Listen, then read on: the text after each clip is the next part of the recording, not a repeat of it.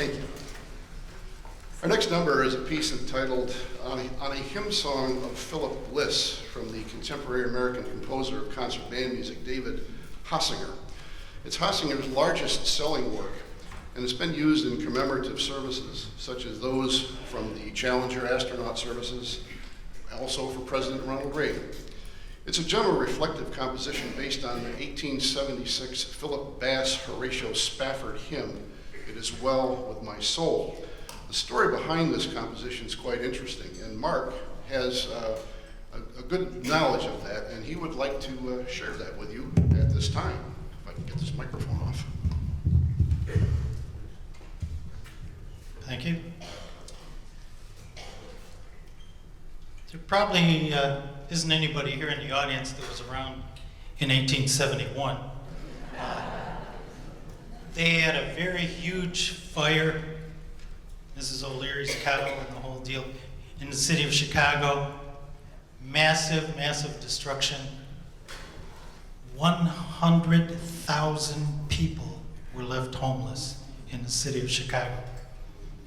The gentleman that wrote the words for the song that we're going to play had inherited a very large amount of real estate through his family, and needless to say, he lost a fortune in that fire. At the same time as the fire, he also lost a 4-year-old son to scarlet fever.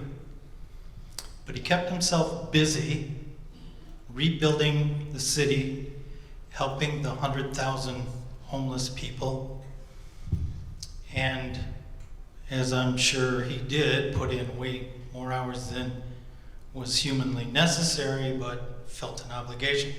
So he decided, when he heard throughout the city that Dwight L. Moody, the preacher, was going to be headed to London, he decided that maybe he and his family needed a little break, and so he booked a passage for his wife, his 4 daughters, and himself on a cruise to England.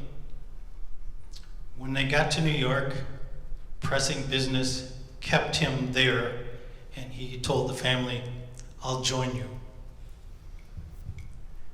The ship that the wife and the 4 daughters were on smashed into another ship in the middle of the Atlantic Ocean, and 226 people died as a result of that ship disaster.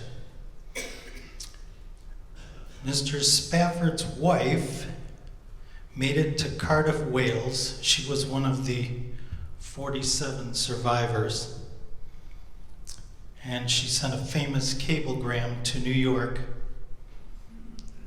"Saved alone."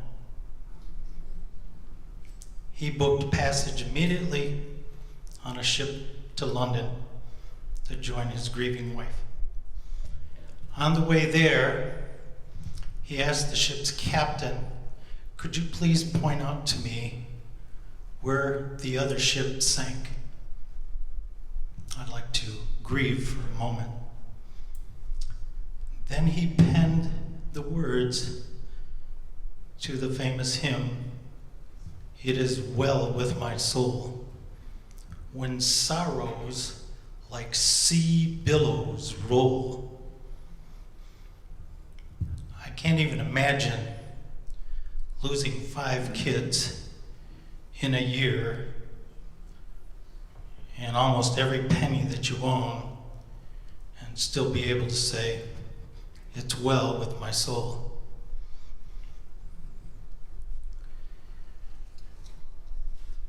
King David said, "Many are the afflictions of the righteous, but the Lord delivers him out of them all." Psalm 34:19. Philip Bliss was the one that wrote the music that Mr. Spafford penned the words for. It's also interesting to note that Philip Bliss and his wife were killed in a tragic train wreck a year or so after the two of them put this song together.